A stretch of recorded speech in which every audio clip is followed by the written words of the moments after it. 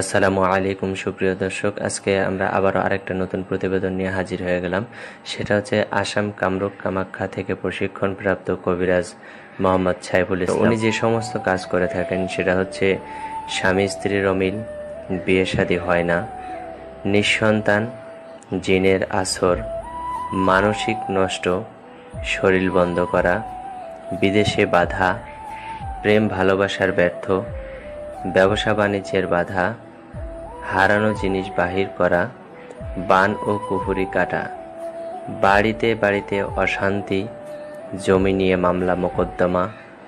শত্রু দুশ্মনকে দমন করা। বিশেষ করে উনি